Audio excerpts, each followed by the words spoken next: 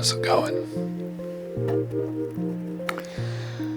One of my favorite things is to take pictures.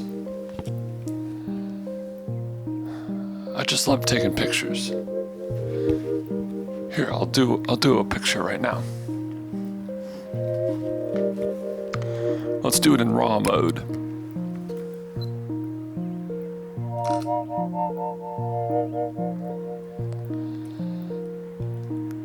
So what just happened there? What is a sensor? It's really just a big grid of little photo detectors. They don't care what color the light is, they just know that there's light. Over each one,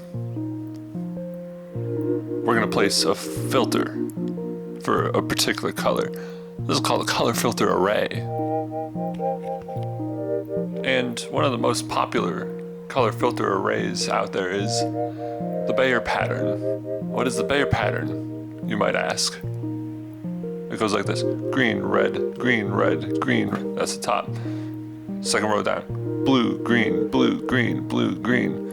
One more down: green, red, etc. So basically, every pixel on a sensor is only one color with a Bayer pattern. We want all three channels of color information at every pixel location. And how do we achieve that? Through various forms of interpolation. This is a process called demosaicing, and there are dozens and dozens of ways to do that. Dozens. One of my favorite ways: gradient-based, threshold-free demosaicing, GTBF. So here is our Bayer pattern. Oh, okay. So it turns out, sticky notes, big mistake. They just kept falling off the wall, made a big mess. So here we are in Photoshop.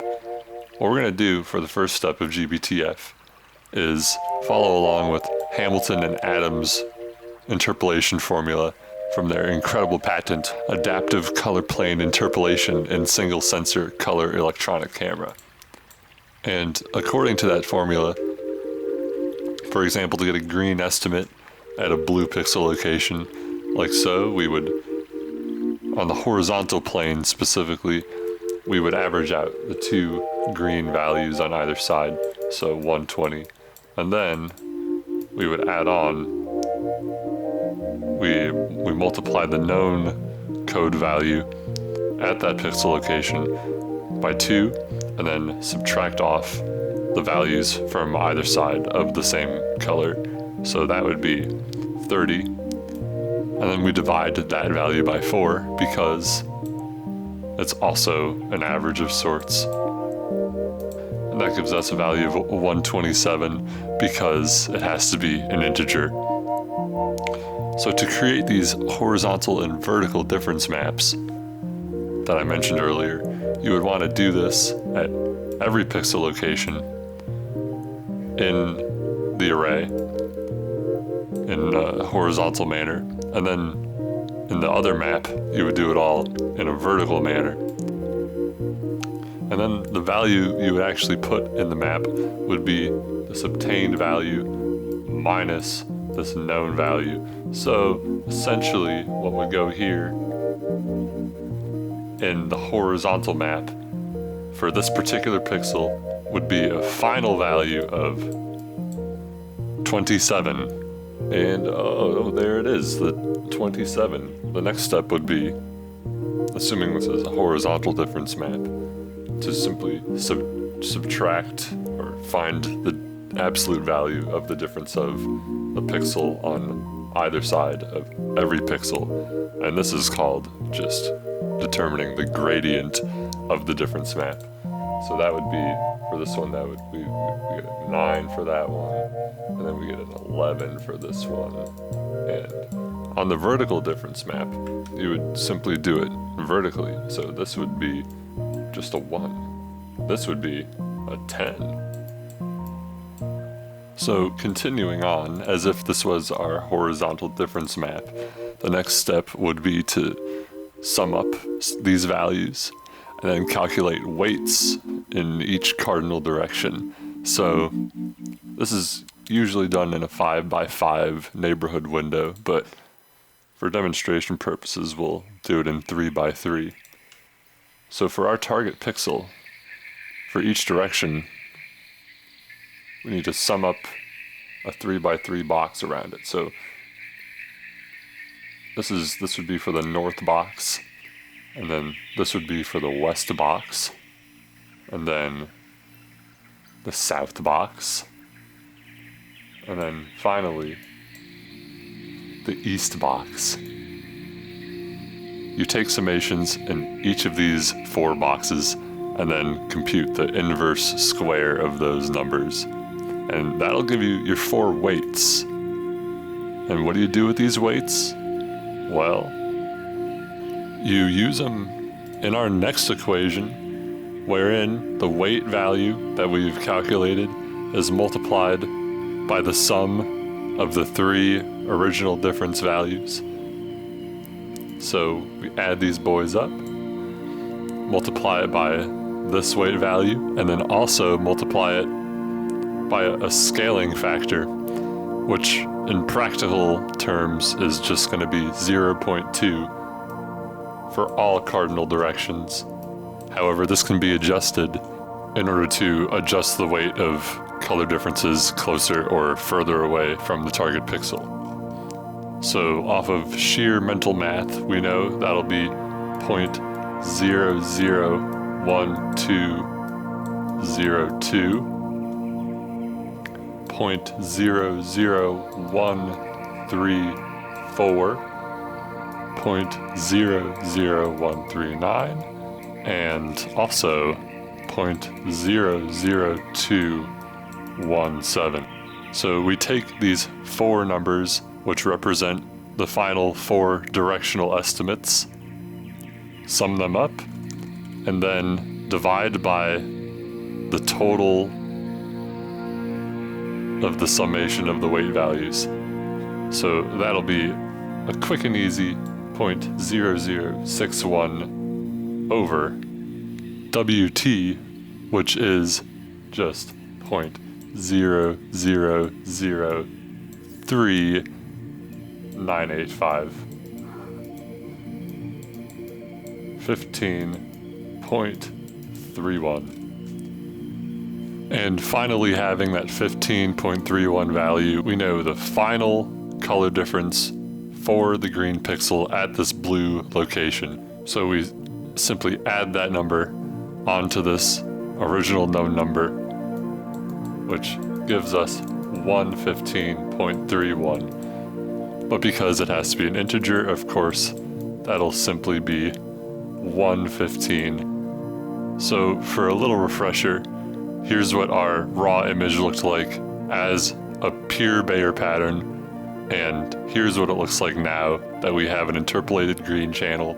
So all that's left is really to take care of the other 2 channels, which actually is not as bad as it sounds.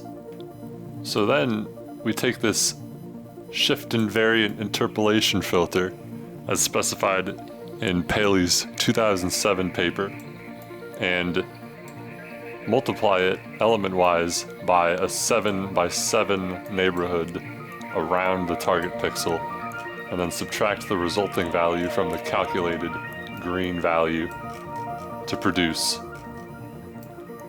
a red value, in this case at this blue pixel. So finally, fairly anticlimactically, to get red and blue information at all the green pixels, having interpolated the 2 other channels at all the red and blue pixel locations, we just do basic bilinear interpolation between the differences. So to get red information here, you would simply subtract the red value at each red or blue pixel location from the green value at each red or blue pixel location. So having averaged all those difference values, we get this final red difference value, which we will just subtract off the known green value to get a red interpolation value here, which is going to be about, I don't know, 87.5 or just 87, because once again it's an integer. And then just do that again for blue. Bada bing, bada boom.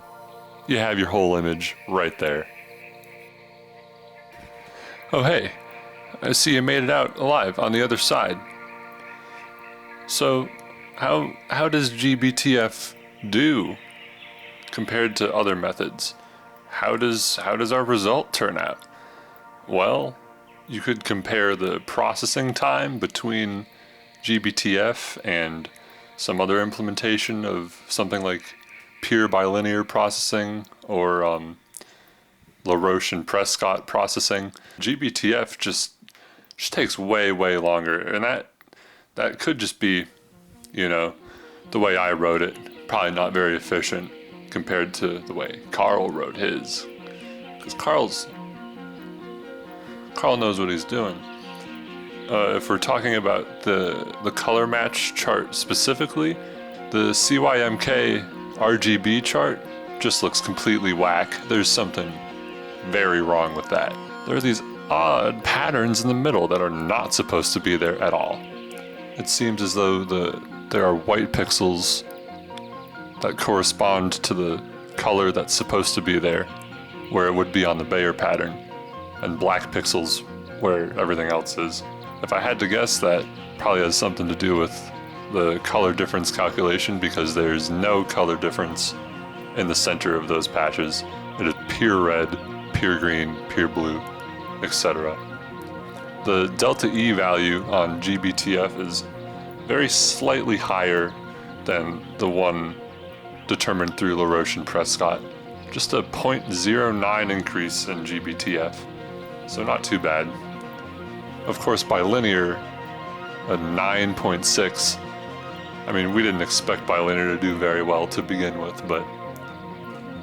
And our overall PSNR values, in fact, once again, GBTF comes in slightly behind LaRoche and Prescott at a mere 21.2 dB. Once again, bilinear, just simply awful. Just awful, 16.8. And then finally there's RMSE, or root mean square error. And once again, GBTF is slightly bested by LaRoche and Prescott. Got a 22.2 RMSE GBTF, and then an 18.5 RMSE with LaRoche and Prescott. And just a simply awful, simply garbage, embarrassing 37.1 with bilinear. But yeah, that's it as far as comparison goes. Bit of a letdown, to be honest. I really wish I could provide some test images I took on my own, but the raw images I test just look like simply garbage on my implementation, as well as on LaRoche and Prescott and bilinear. So yeah, that's GBTF. Hope you have a good day.